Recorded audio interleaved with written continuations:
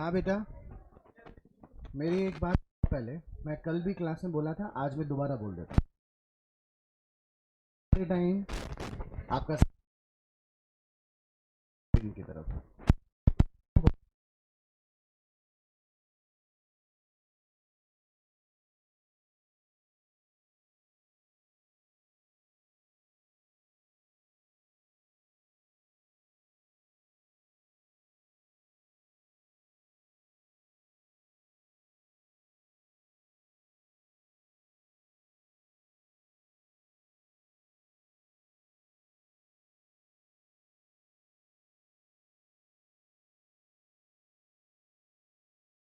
नहीं हो तो आप क्या करेंगे? चुपचाप क्लास के बाहर चल जाएंगे। ठीक है? बिल्कुल भी नहीं आ रही क्या आवाज? मैंने तो ऑन कर रखा है सब कुछ। ऑन है बेटा, क्योंकि इससे नुकसान सिर्फ और सिर्फ किसका हो रहा है? आपका। समझ में आ रही है आपको मेरी बात? तो अब जो आगे आने वाले चैप्टर होंगे वो आपने कभी भी नहीं पढ़े होंगे। इसके बाद हम एक टॉपिक करेंगे, इन्वेंट्री। इन्वेंट्री का टॉपिक थोड़ा नई बातें पढ़ने को मिलेगी।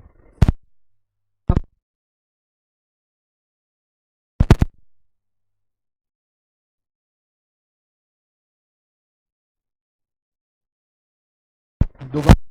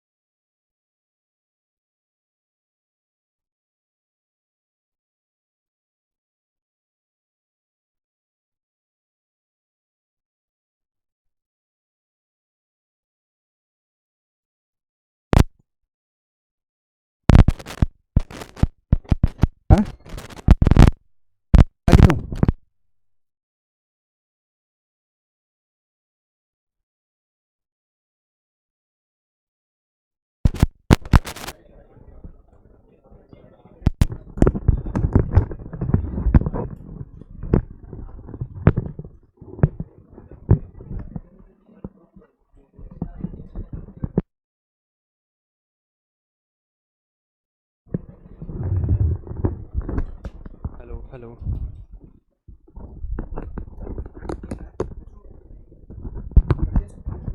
बेटा एक बार चेक करना, आ गई क्या आवाज़? आ गई, ठीक है बेटा। सब बच्चों को आ गई ना? ओके, ठीक। क्या हो गया था?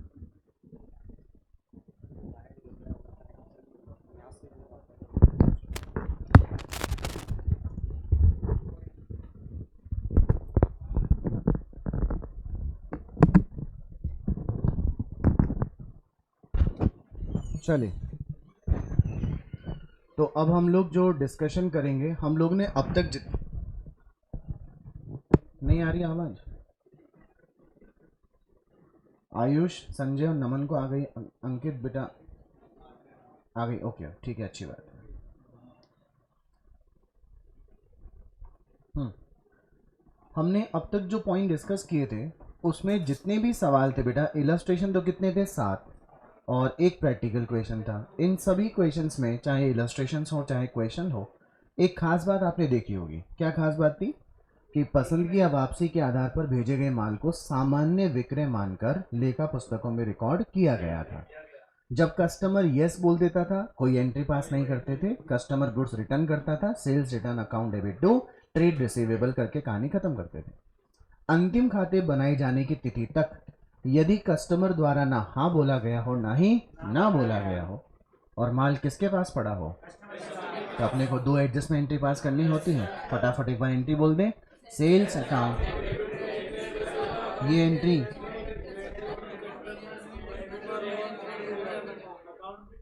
ये क्या हुआ अचानक से आपको? मैंने आपसे बोला माल रिटर्न करने की एंट्री बोलो, कैंसिल करने की, तो sales account debit to trade receivable, बस तो ये रुक जाना चाहिए। ये एंट्री कौन सी प्राइस पर होगी? सेल्स। लेकिन फिर हमारे पास दो तरह का स्टॉक होगा। ऐसा स्टॉक जो हमारा है और हमारे पास पड़ा है, जिसे कहते हैं फिजिकल स्टॉक। क्या बोलते हैं बेटे? लेकिन जो स्टॉक है हमारा लेकिन हमारे पास नहीं पड़ा, तो हमारे स्वामित्व तो है ना उसको, उसे हम लोग कहेंगे inventory with customer on sale और return account debit to trading account. इसका मूल्यांकन किस पे होता है? लागत। लेकिन यदि आपको मार्केट प्राइस गिवन हो तो जो भी दोनों में कम हो पर उसका मूल्यांकन किया जाएगा। मेरी बात समझ में आ गई? अब आप कॉपी में लिखना शुरू करेंगे। नेक्स्ट टॉपिक है इसी चैप्टर में, याद होगा, कैजुअल होता है, फ्रीक्वेंट होता है, न्यूमिरस होता है। कैजुअल को हिंदी में कहते हैं कभी कभी, फ्रीक्वेंट को निरंतर या फिर लगातार। ठीक है, लिखें। जब जब पसंदगी या वापसी, जब पसंदगी या वापसी के आधार पर, जब पसंदगी या वापसी के आधार पर माल का विक्रय, माल का विक्रय निरंतर रूप से किया जाता है, निरंतर रूप से किया जाता है।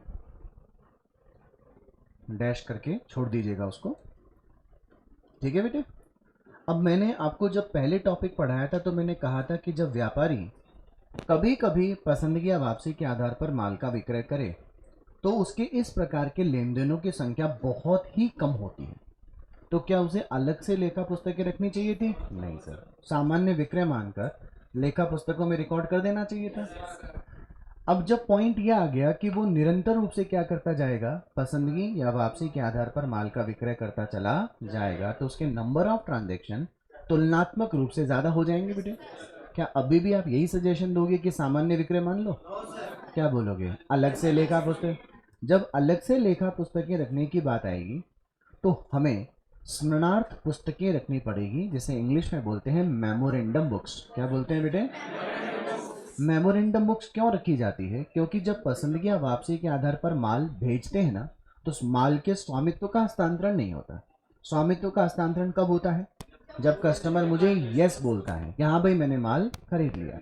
तो जब तक कस्टमर मुझे यस नहीं बोलेगा मैं उसे अपनी एक्चुअल सेल नहीं मानूंगा, तो एक्चुअल सेल्स बुक में तो नहीं गया, तो कहीं ना कहीं मुझे रिकॉर्ड तो करना पड़ेगा। अब आप इस क्लास में बच्चों की संख्या देखिए, कम से कम 40 बच्चे मान लेते हैं। तो जब मैं विक्रेता बन के आप सभी कस्टमर्स को पसंदगी या वापसी के आधार पर माल भेजूंगा तो क्या मैं याद रख पाऊंगा कि मैंने किसको कितने रुपए का माल दिया था, किसने मेरा कितना माल वापस किया था, किसने कितना स्वीकार कर लिया? नहीं सर। तो मैं ओरिजिनल सेल्स मान नहीं सकता और मैं याद रख नहीं सकता।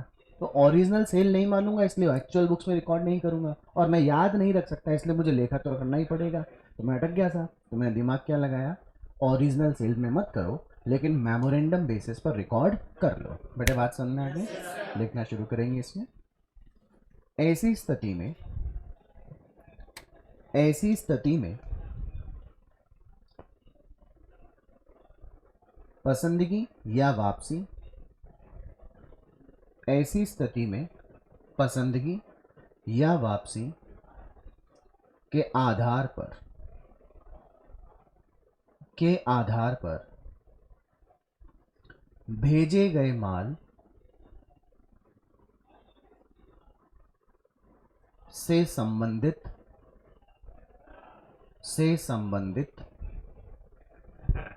लेन देनों का लेखा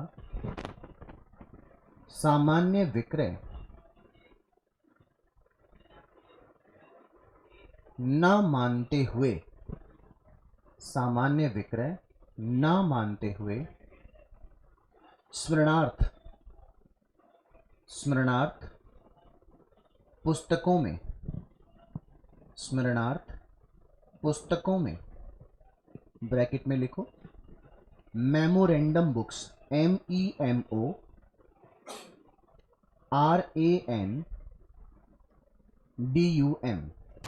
क्या बोलते हैं बेटे इसे? बुक्स। ब्रैकेट बंद कर दो। मेमोरेंडम बुक्स में किया जाता है। इस हेतु, किया जाता के बाद पूर्वनाम लगा देना। इस हेतु 2 पुस्तकें रखी जाती हैं। इंग्लिश में बोल रहा हूं बेटे। सेल और return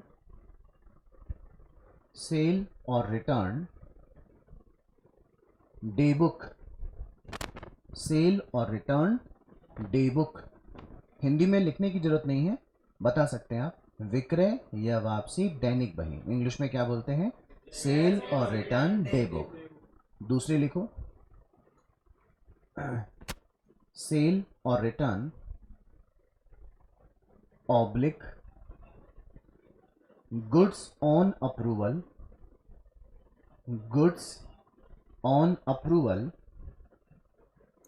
laser. Goods on approval ledger. बेटा लिख लिया आप सबने? लिखो नंबर 1, सेल और रिटर्न डे बुक।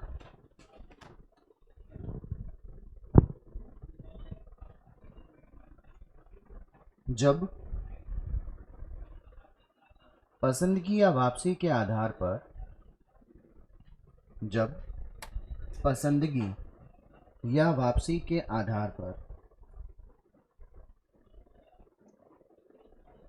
माल भेजा जाता है, जब पसंदगी या वापसी के आधार पर माल भेजा जाता है तो सर्वप्रथम लेन देनों का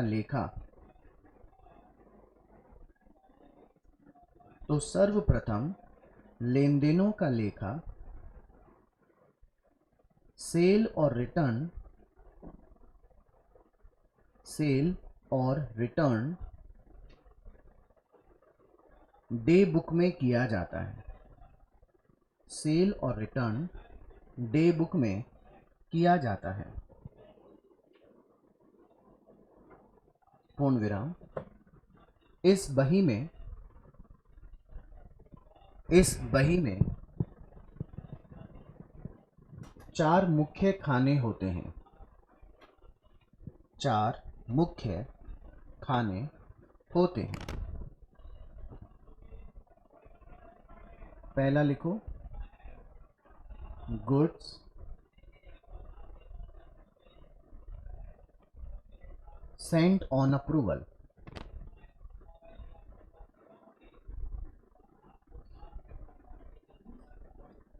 goods sent on approval oblique sale और रिटर्न। बेटा गुड्स सेंट ऑन अप्रूवल मतलब पसंदगी या वापसी पर भेजा गया माल। सेल और रिटर्न मतलब पसंदगी या वापसी पर भेजा गया माल, एक ही बात होगी। दूसरा लिखो, गुड्स एक्सेप्टेड।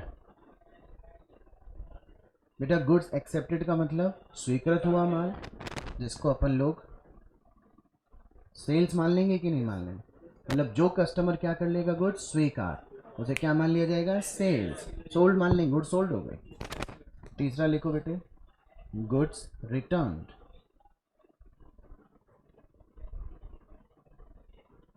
जो माल कस्टमर हमें क्या कर देगा, रिटर्न, उसका लेखा इस वाले खाने में हो जाएगा।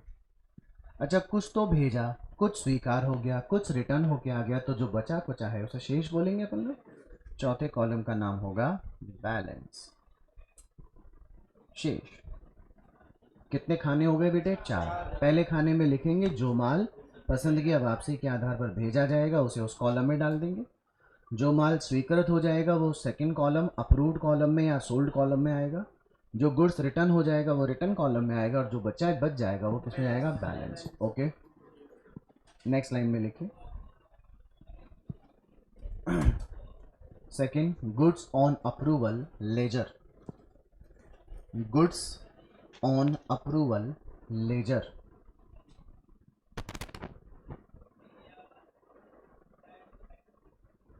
बेटा जैसे जर्नल बनती है और जर्नल के बाद में क्या बनती है, लेजर। तो अभी आपने जर्नल बनाई, सेल और रिटर्न डे बुक, अब इससे आप क्या बनाओगे, लेजर। लेजर का नाम होगा गुड्स ऑन अप्रूवल लेजर। बोलिए, देखो बोलने से भी याद रहेगा, और एग्जाम में जब आएगा तो आपको याद रहेगा कि हाँ फ्रीक्वेंट बेसिस पे गुड्स ऑन अप्रूवल लेजर बनती है। लिखो इसमें, सेल और रिटर्न डे बुक में, सेल और रिटर्न डे बुक में लेन देनों का लेखा कर देने के पश्चात, लेन देनों का लेखा कर देने के पश्चात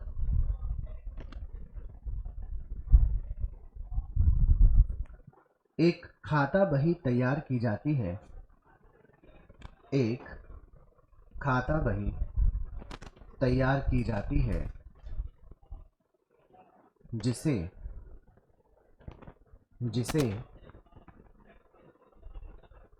गुड्स ऑन अप्रूवल लेजर, जिसे गुड्स ऑन अप्रूवल लेजर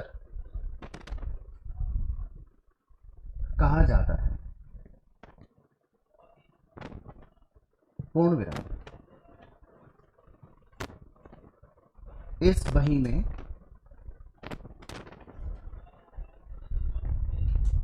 ग्राहकों के खाते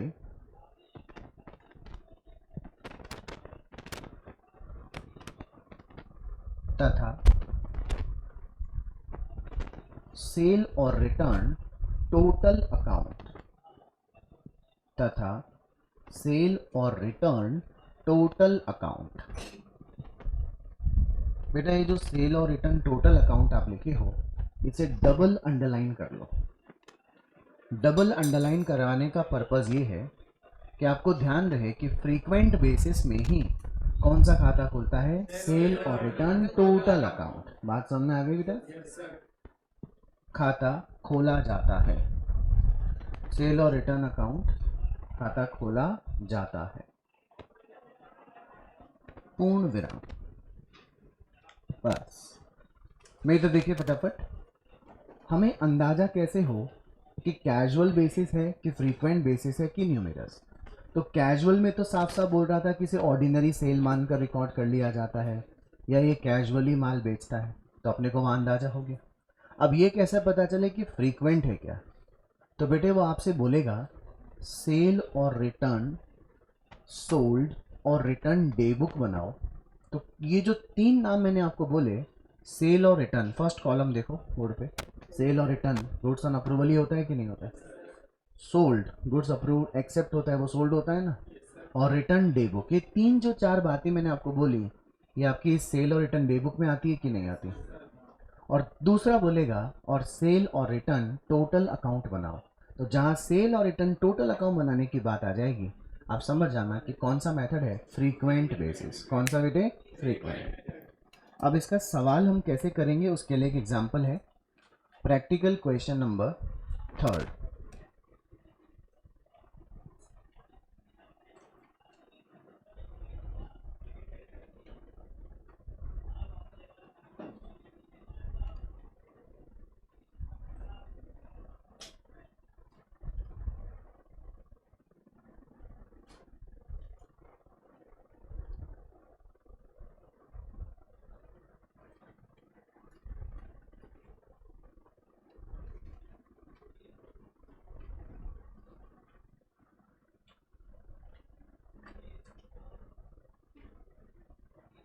चलिए इस प्रश्न को पढ़िए पहले मेरे साथ।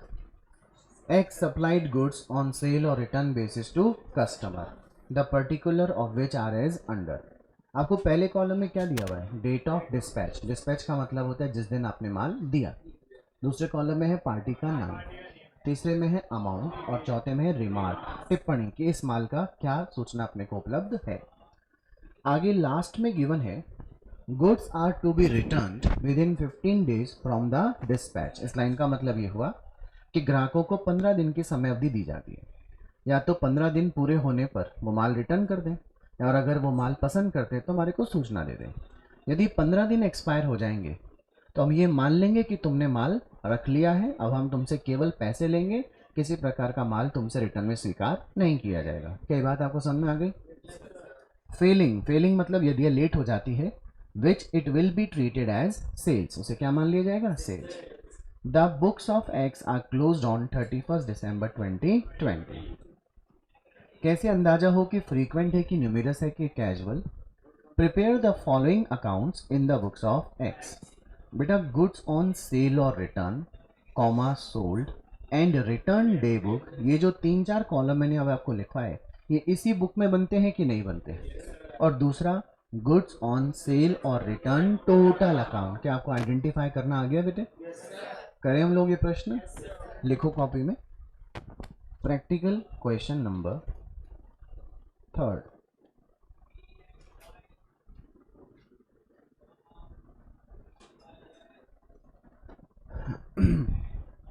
लिखो सेल्स और return, comma sold and return day book. क्या हम इसे सेल और रिटर्न डे बुक भी बोल सकते हैं? पहले इसका मैं फॉर्मेट बना देता हूँ, पहले आप फॉर्मेट देख लीजिए बेटे, फिर आपको इजी हो जाएगा कॉपी में नोट करना। कितने मेन कॉलम होते हैं इसमें? 4। एक कॉलम का नाम क्या होता है? बैलेंस। लास्ट में क्या होता है बेटे? बैलेंस। एक होता है गुड्स रिटर्न, एक होता है गुड्स एक्सेप्टेड यानी कि सोल्ड, एक होता है गुड्स सेंट ऑन अप्रूवल यानी कि जितना माल अपन ने कस्टमर को दिया। पहले कॉलम में तो आ जाता है पार्टी का नाम, दूसरे कॉलम में आ जाता है सेल और रिटर्न या फिर गुड्स सेंट ऑन अप्रूवल। बेटा एक ही बात होती है ना। दूसरा सोल्ड या फिर गुड्स एक्सेप्टेड, और तीसरा रिटर्न, और आखिरी कौन सा बचता है? बैलेंस। अब जिस दिन अपन ने माल भेजा, जिस दिन माल स्वीकार हो गया, जिस दिन माल रिटर्न हो गया, उन सब की डेट की जानकारी होनी चाहिए हमारे पास। तो इसमें हर कॉलम में क्या बन जाता है? एक डेट कॉलम बन जाता है।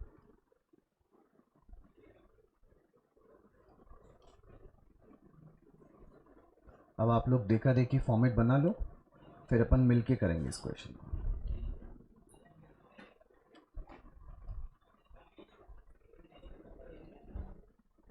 फटाफट।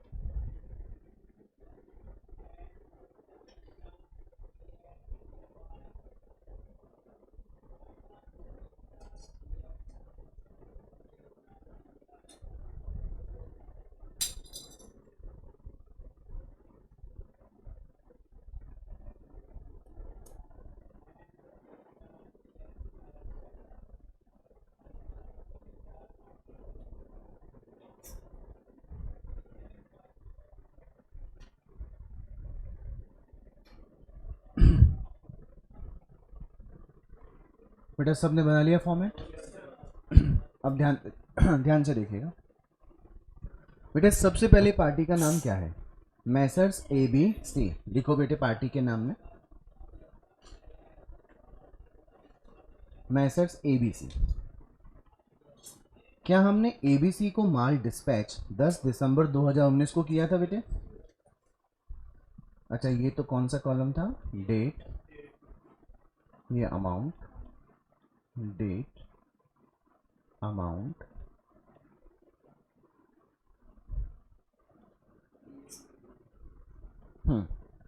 कौन सी तारीख को माल डिस्पैच किया था बेटे? 10 दिसंबर। बता सकते हैं कितने रुपए का माल डिस्पैच किया? 10,000। तो अमाउंट कॉलम में डाल दो 10,000। अब आप जरा रिमार्क पढ़िए। नो इन्फॉर्मेशन टिल 31 दिसंबर 2019। बेटा माल कौन सी डेट को डिस्पैच किया? 10 दिसंबर। 15 दिन जोड़िए, 25 दिसंबर हो गई। 25 दिसंबर तक कोई सूचना नहीं मिली होगी, इसका मतलब सेल्स मान लिया होगा अपन ने।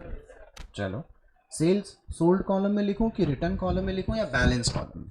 सोल्ड। कौन सी तारीख को? 25 दिसंबर। अमाउंट कितनी लिखूं? 10,000। तो ना रिटर्न होगा और ना ही कोई भी राशि का माल उसके पास क्या बचेगा?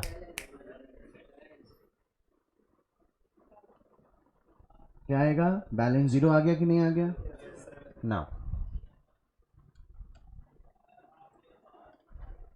नंबर 2 देखिए बेटा। 12 दिसंबर 2019 को DEF, मैसर्स DEF लिखो बेटा। DEF को कितने रुपए का माल सेंड किया था? 15,000। अच्छा कौन सी तारीख को किया था? 12 दिसंबर। कितने रुपए का? 15,000। रिमार्क पढ़िए, रिमार्क में क्या कहता है? रिटर्न कर दिया कौन सी तारीख को? 16 तारीख। रिटर्न कॉलम में चले बेटा। 16 दिसंबर। कितने रुपए का माल रिटर्न कर दिया है? 15,000। बेटा कितने रुपए का माल भेजा था? 15,000 का। रिटर्न भी कितना कर दिया? 15,000। क्या कोई शेष बचेगा क्या? तीसरा। अगली पार्टी कौन सी? Messrs GHI।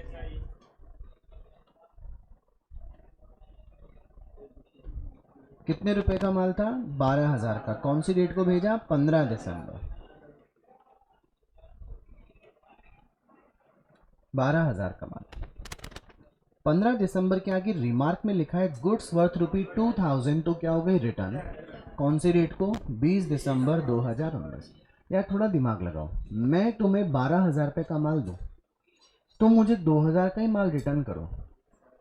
10 का तुमने स्वीकार कर लिया होगा ना, कि अगर तुमको नहीं पसंद आया होता तो तुम 2,000 ही नहीं 12 का 12 रिटर्न किए होते। क्लियर है बेटे? नाउ पहले तो कौन सी तारीख है बेटे? 20 तारीख। 20 दिसंबर को 10,000 तो क्या मान लेंगे? सेल। और 20 दिसंबर को ही 2,000 क्या मान लेंगे? रिटर्न। आ गई बेटे बात समझ? ओके। अगली पार्टी कौन? Messrs DEF। DEF को अपन ने कितने रुपए का माल दिया? 16,000। कौन सी तारीख को दिया? 20 दिसंबर। रिमार्क पढ़िए बेटा। गुड्स रिटेन, रिटेन का मतलब होता है रख लेना, मतलब उसने माल स्वीकार कर लिया। कौन सी तारीख को स्वीकार किया? 24 दिसंबर। चलिए स्वीकार कर लिया, आ गया 16,000। क्या उसके पास कोई माल रिटर्न हुआ आया? नो। क्या कोई माल बचेगा उसके पास? नो। आई बेटे बात समझ? Very good. अब अगली तारीख कौन सी है? 25 दिसंबर को ABC।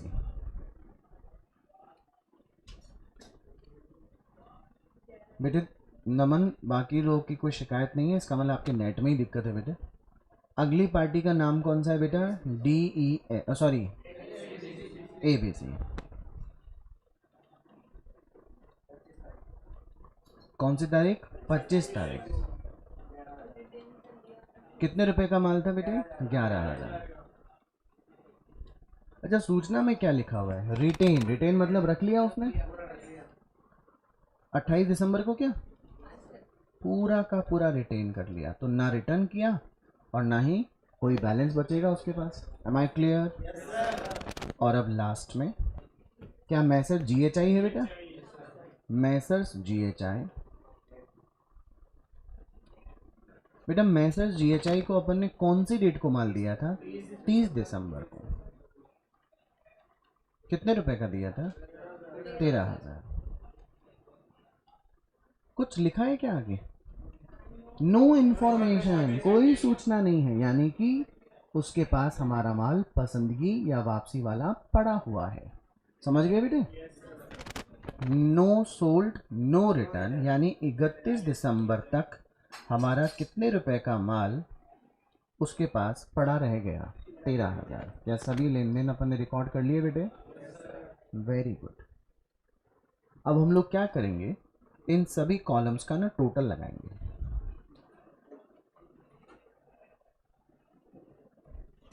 दस, 15, 12, 16, 11, 13,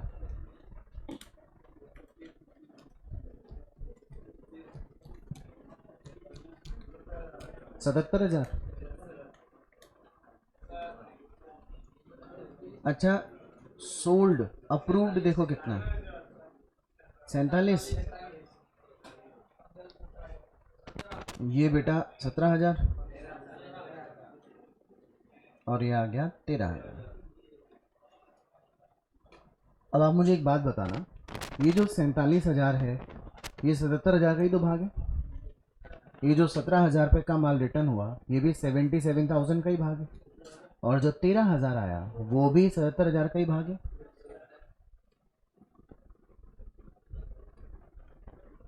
बेटा बात क्लियर होगी सभी को ना?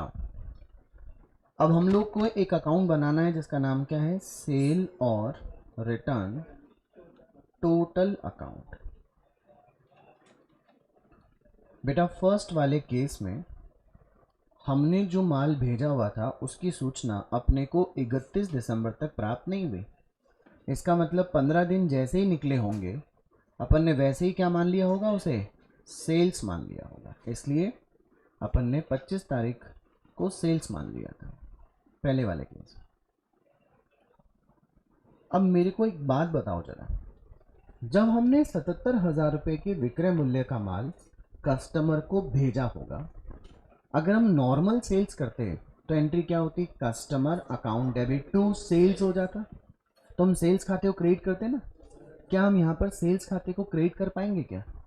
क्योंकि अपन लोग तो पसंदगी या वापसी का लेखा एक्चुअल सेल्स मानकर नहीं कर रहे। क्या मान के कर रहे हैं?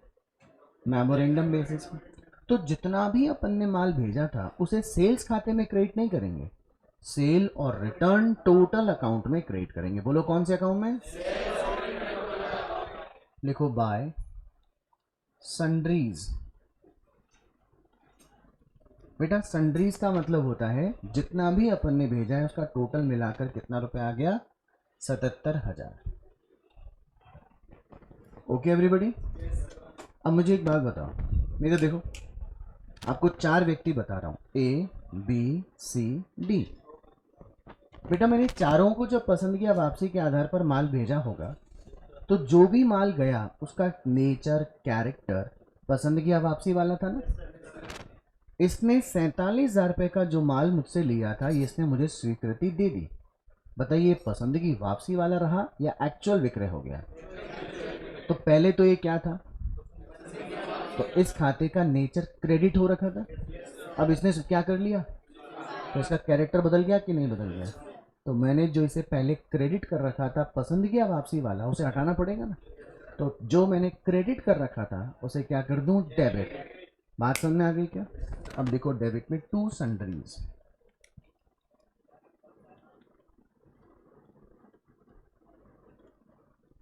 ब्रैकेट में क्या लिख दे? सोल्ड। कितना रुपए आ गया? 47। अच्छा 77,000 में से 47,000 निकालो, कितने बचे? 30,000 रुपये का माल ही अभी भी पसंदगी या वापसी वाला रखा हुआ है बेटा। मैं इधर देखिए आप लोग, इस व्यक्ति ने क्या किया? मेरे को 17,000 रुपये का माल लौटा दिया। 17 का माल क्या कर दिया? लौटा दिया। जैसे ही ये माल लौटा देगा क्या अभी भी इसके पास मेरा माल पसंद किया वापसी वाला कहलाएगा क्या? नहीं रहेगा। इसका नेचर कैरेक्टर सेल और रिटर्न वाला नहीं रहा ना। तो जो पहले क्रेडिट कर रखा था उसे भी क्या कर दूं, डेबिट। देखो टू सन्ड्रीज,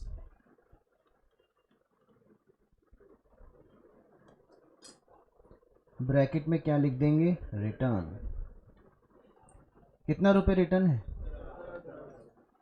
बेटा, 77,000 में से 47 हटाए तो 30 बचे थे, 30 में 17 हटाए तो कितने बचे, बात समझ में आ रही है बेटा। सी व्यक्ति को 13,000 रुपये का मैंने माल भेजा हुआ था, किसके ऊपर पर, पसंदगी या वापसी।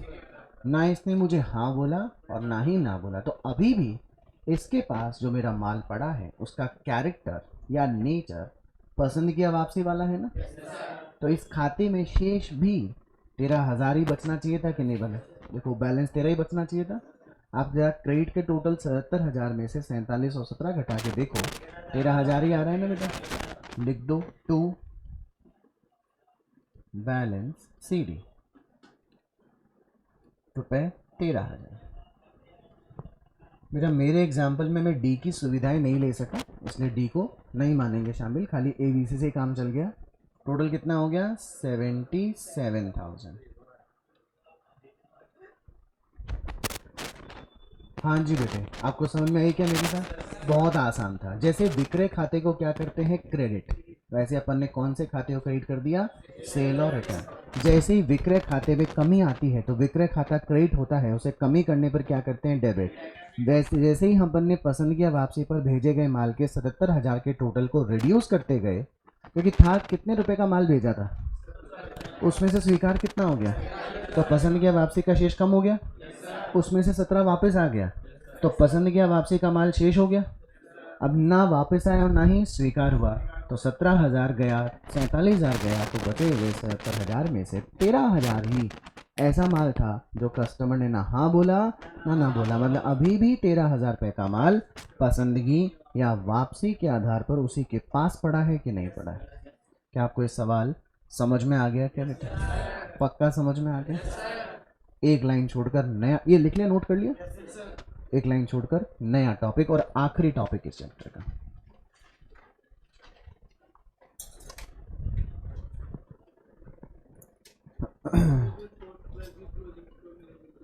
इसमें लिखने की जरूरत नहीं है ना, मतलब अपन ने इसको एक्चुअल माना ही नहीं है ना सेल्स।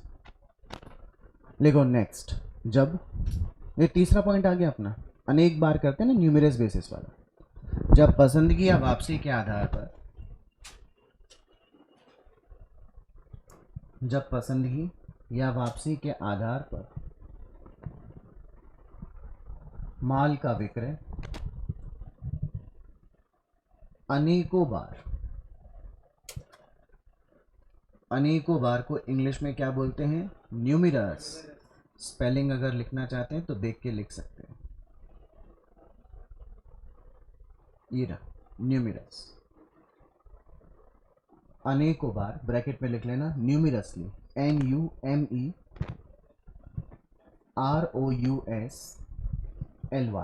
अनेकों बार मतलब न्यूमरसली, ब्रैकेट बंद कर दो, भेजा जाता है।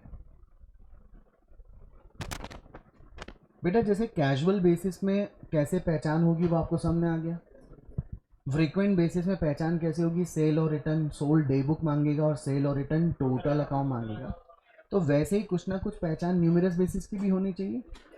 बेटा जब आपको पता है कि हमारा बिजनेस ही किस प्रकार का है, पसंदगी या वापसी का, तो आप उसे एक्चुअल सेल्स तो नहीं मान सकते, तो यहाँ पर भी आपको मेमोरेंडम बेसिस पर डेटा रिकॉर्ड करना पड़ेगा। लिखो, इस स्थिति में भी, डैश करके लिख लेना, इस स्थिति में भी पसंदगी या वापसी के आधार पर, पसंदगी या वापसी के आधार पर भेजे गए माल का लेखा, पसंदगी या वापसी के आधार पर भेजे गए माल का लेखा स्मरणार्थ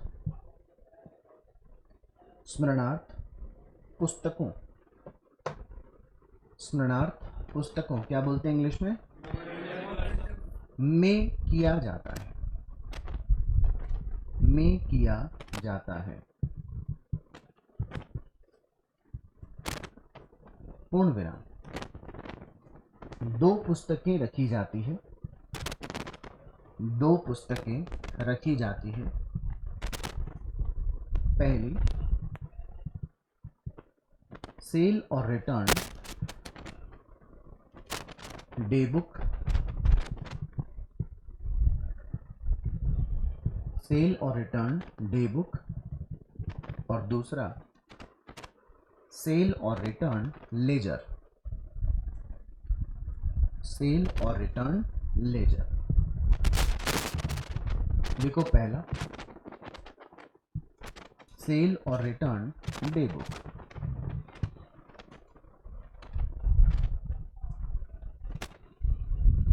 सेल और रिटर्न डे बुक, इसमें लिखो बेटे, जब पसंदगी या वापसी के आधार पर, जब पसंदगी या वापसी के आधार पर माल भेजा जाता है तो सर्वप्रथम लेखा इस बही में किया जाता है।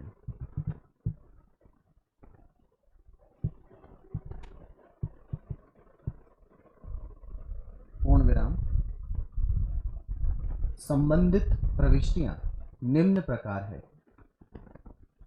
संबंधित प्रविष्टियां निम्न प्रकार है।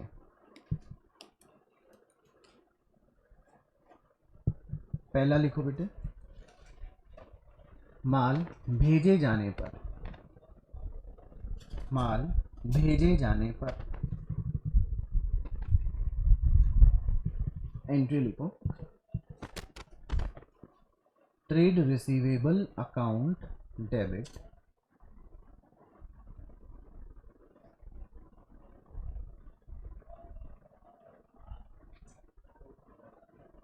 टू सेल्स और रिटर्न अकाउंट।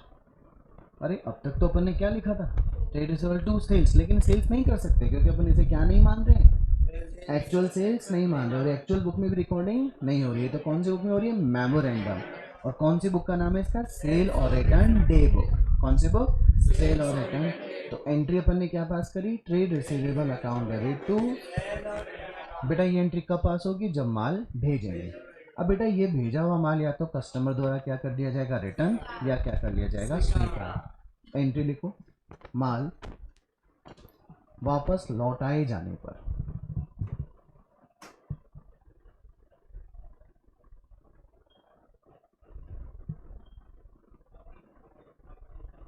बेटा जो एंट्री आपने ऊपर की रही है ना, उसकी रिवर्स एंट्री हो जाएगी। सेल्स और return account debit to trade receivable account. Sir sales return क्यों नहीं आया, क्योंकि ऊपर अपन ने सेल्स लिखा था क्या, अगर क्या लिखे होते सेल्स तो फिर क्या लिख दिए होते, सेल्स रिटर्न। अपन ने ऊपर लिखा ही क्या है, सेल और रिटर्न, तो नीचे भी क्या लिख दिया, सेल और रिटर्न। ओके बेटे।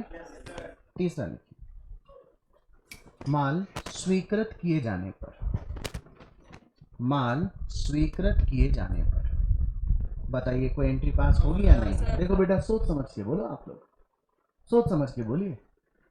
कस्टमर ने माल स्वीकार कर दिया, क्या कोई एंट्री पास होगी, बेटा बिना सोचे मत बोलो ना।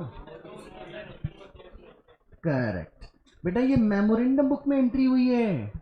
कस्टमर जब हमें माल क्या करेगा, स्वीकार, तो हमारी एक्चुअल सेल्स हो जाएगी कि नहीं, एक्चुअल सेल की एंट्री मेमोरेंडम में होगी या ओरिजिनल बुक में, तो एंट्री तो करनी पड़ेगी। लेकिन पॉइंट ये आता है यहाँ क्या एंट्री होगी, लिखो सेल्स और return account debit to trade receivable account. क्या सर, ये तो वही एंट्री है जो ऊपर थी, नया क्या लिखा आपने, अरे तो नया लिखेंगे ही नहीं। बताओ देखें, जब मैंने माल भेजा था तो मैंने क्या मान के माल भेजा था, पसंद किया वापसी मान के भेजा था। जिस कस्टमर ने मेरा माल रिटर्न कर दिया, मैंने कहा वापस दे दे भाई, तो मैंने एंट्री जो करी थी उसकी रिवर्स एंट्री कर दी। जिस कस्टमर ने माल हाँ बोल दिया कि मेरे को माल पसंद आ गया, क्या उसका नेचर उसका कैरेक्टर अभी भी पसंद की वापसी वाला रहेगा क्या? वो तो क्या हो गया, विक्रय। तो मैं एक ही चीज की अकाउंटिंग दो जगह करूंगा क्या? एक जगह करूंगा ना। बताइए क्या ये पसंद की वापसी वाला कहलाएगा? नहीं, क्या कहलाएगा?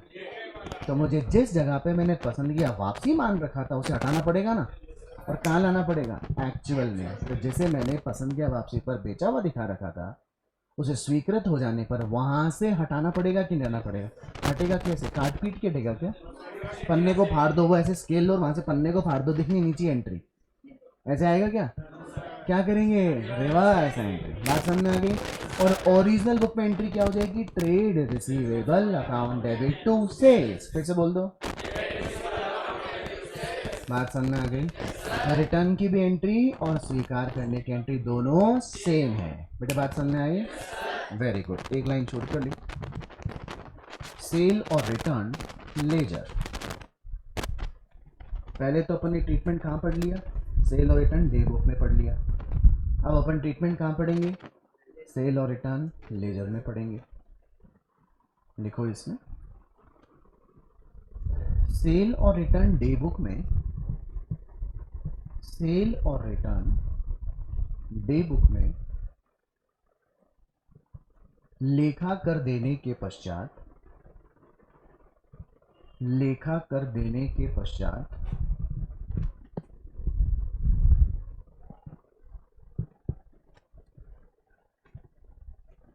सेल और रिटर्न लेजर, सेल और रिटर्न लेजर रखी जाती है, रखी जाती है, जिसमें ग्राहकों के खाते, जिसमें ग्राहकों के खाते खोले जाते हैं, जिसमें ग्राहकों के खाते खोले जाते हैं तथा एक सेल और रिटर्न, तथा एक सेल और रिटर्न अकाउंट खोला जाता है। यार ये सेल और रिटर्न अकाउंट अपन ने पहले भी खोला था क्या? ना, वहां था सेल और रिटर्न टोटल। यहाँ क्या है, सेल और रिटर्न। अंडरलाइन कर लो, डबल अंडरलाइन कर लो, इसको पहचान करने में हेल्प हो गई बेटा। जब टोटल अकाउंट आएगा तो कौन सा मेथड, फ्रीक्वेंट। जब केवल क्या आएगा, सेल और रिटर्न, तो कौन सा, न्यूमिरल्स। इंग्लिश में बोलो, क्या बोलते हैं, न्यूमिरल्स। बेटा बात समझ में आ गई? पूर्ण विराम। अब अपन लोग सवाल कर लेते हैं पहला, ये हमारे चैप्टर का आखिरी सवाल। बढ़िया। A firm sends goods on sale और रिटर्न बेसिस। माल किस पर भेजती है वो, पसंद किया वापसी। Customer having the choice of returning the goods with in a month. जिस दिन माल भेजा उसके महीने के अंदर रिटर्न कर दो, नहीं करोगे तो क्या मान लेंगे, विक्रय। During May 2020 the following are the details of goods send. 2 May, 8 May, 12 May, 18 May, 20 May और 27 May. Customer P, B Q, D E R. P को 15, बी को 20, क्यू को 28, डी को 3, ई को 1 और आर को 26 लग रहा है। With in the stipulated time. Stipulated time का मतलब होता है दी गई अवधि। क्या बोलते हैं बेटा, दी गई अवधि। स्टिपुलेटेड मतलब दी गई अवधि। P and Q return the goods. P और क्यू को समझ में आ गया कि वो माल नहीं रखेंगे, तो उन्होंने माल हमें वापस कर दिया 1 महीने के अंदर अंदर। तथा बी, डी और ई ने सिग्निफाई। बेटा सिग्निफाई का मतलब होता है अपनी प्रस्तुति या अपनी जो अनुमति है, जो स्वीकृति है, उसे बता देना किसी को। तो बी, डी और ई ने सिग्निफाई कर दिया दैट दे हैव, क्या मतलब हुआ इसका, उन्होंने माल स्वीकार कर लिया। बेटा पक्षकार कितने थे, 1 2 3 4 5 6। 6 पक्षकार मतलब सॉरी कस्टमर कितने थे, 6। और हाँ या ना किसने बताया है, 5। एक आदमी कौन है, आर। आर ने बोला अभी नहीं बताऊंगा, बता दूंगा, है कि नहीं? बात समझ में आ रही है क्या? Show in the books of the firm sale और रिटर्न अकाउंट। कौन सा अकाउंट, सेल और return account. And customer P account for sale और रिटर्न इन 15 जून 2020। सेल और रिटर्न टोटल अकाउंट है या सेल और रिटर्न अकाउंट? टोटल अकाउंट तो कौन से मेथड में था, फ्रीक्वेंट। सेल और रिटर्न कहाँ पर है, बात समझ में आ गई? लिखिए प्रैक्टिकल क्वेश्चन नंबर 1।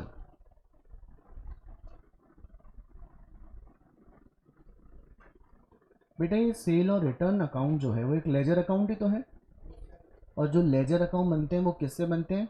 जर्नल से। तो आप लोग जर्नल एंट्री बोलेंगे, उस एंट्री में अगर सेल और रिटर्न डेबिट होता है तो आप उसे डेबिट कर देना, और अगर क्रेडिट होता है तो उसे क्या कर दीजिएगा? क्रेडिट। अच्छा, हमने माल किन किन को बेचा? P B Q D E R, है ना बेटा? आपकी कॉपी में देखो, माल भेजने पर मैंने एंट्री लिखवाई हुई है एक, trade receivable account debit to sale और रिटर्न लिखवा रखा है ना। तो आपने सेल और रिटर्न को क्या किया? Credit by trade receivable. व्यक्ति के नाम है P B Q D E और आर, सही है बेटा? पी को कितने का? 15, फिर 20, फिर 28, 3, फिर एक, और फिर 26,000। टोटल लगाओ बेटा 93, 93,000। हाँ जी बेटे, क्या आपको एंट्री समझ में आ गई? खातोनी करनी आ गई बेटा? किन्होंने रिटर्न कर दिया गुड्स? पी ने और बी ने। चलो रिटर्न की एंट्री बताओ। नहीं, पी ने और क्यू ने। क्या पी ने और क्यू ने माल रिटर्न कर दिया बेटा? रिटर्न की रिवर्स एंट्री हो जाती है, बोलो फटाफट। करेक्ट, सेल और return account debit to trade receivable, to trade receivable. अच्छा, ब्रैकेट में जानकारी के लिए क्या लिख सकते हैं? रिटर्न। कौन कौन से पक्षकार हैं? पी और क्यू। पी ने कितने का माल रिटर्न कर दिया? 15,000। और क्यू ने माल कितना रिटर्न कर दिया? 28,000। क्या ये 43,000 हो गया बेटा? किन तीन पक्षकारों ने हाँ बोल दिया? B D E. इन्होंने माल स्वीकार कर लिया, तो ये हमारे एक्चुअल डेटर बने कि नहीं बने? एक्चुअल सेल्स बनी कि नहीं बनी? तो इनको यहां से गायब करना पड़ेगा। काटपीट से गायब होंगे क्या? एंट्री से होंगे? बना दो, सेल और return account debit to trade receivable. Very good. जानकारी के लिए क्या लिख दें? सेल, व्यक्तियों के नाम बी डी ई। बी ने 20,000, डी ने, ई ने 1,000। क्या 24,000 हो गया बेटा? अब आप मुझे बता सकते हैं बेटे कि टोटल भेजे गए माल की राशि कितनी थी? तो इसका कैरेक्टर जो था, जो नेचर था, वो 93,000 था। इस 93,000 में से किसका कैरेक्टर चेंज हो गया? 43,000 का और 24,000 का, क्योंकि रिटर्न हो गए और स्वीकार हो गए। किसका नेचर कैरेक्टर अभी तक चेंज नहीं हुआ? 26,000 वाले का नहीं हुआ ना, यानी इस खाते का शेष भी 26,000 ही आना चाहिए कि नहीं आना चाहिए? लिखो टू बैलेंस एबी।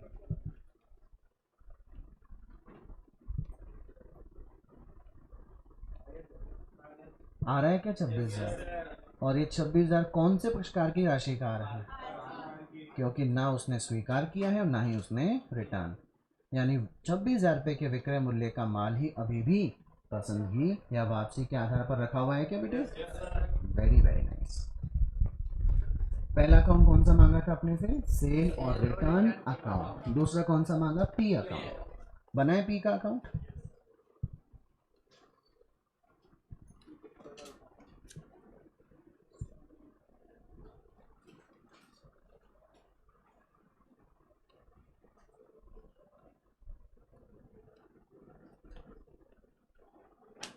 अच्छा, पी को जब माल दिया होगा तो एंट्री क्या हुई होगी?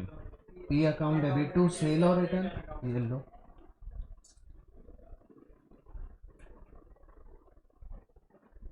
कितना रुपीस? 15,000 क्या?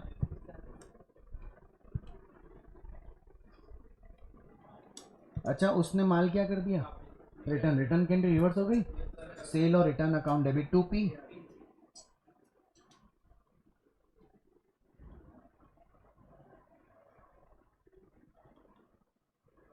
हाँ जी बेटे, बात समझ में आ गया। नाउ टोटल बताओ बेटा, क्या पी के पास हमारा कोई भी माल बचा क्या? अच्छा, बचा हो तो किसके पास बचा होता बेटा? इस प्रश्न में अपने से किसका खाता मांगा होता अगर? तो अपन आर के डेबिट में लिखे होते टू सेल और रिटर्न 26,000, फिर ना रिटर्न किया ना ही स्वीकार किया, तो बाय बैलेंस सी डी 26,000 ही आता। यानी जो सेल और रिटर्न खाते का शेष था वही आर के खाते का भी शेष हो जाता। तो यही 26,000 रुपये ऐसा माल है जो ना कि हाँ बोला गया और ना ही ना बोला गया। सब एकदम ईमानदारी से बताओ, जो पढ़े समझ में आया बेटा? ये था आपका चैप्टर पसंद किया वापसी। फोकस रहिए, हर चैप्टर आसान है, ठीक है बेटा? चलो, कल कोई डाउट हो तो वैसे पूछ लेना। हाँ बेटा, तो बी का अकाउंट बना लेते हैं बस। नहीं, ओनली क्यों लिखते हैं? वही एंट्री करते ना तो लेजर पोस्टिंग दी थी बेटा। अपने से एंट्री कहाँ मांगी है? तो बी तो अलग से ओरिजिनल बुक में करते B2 से।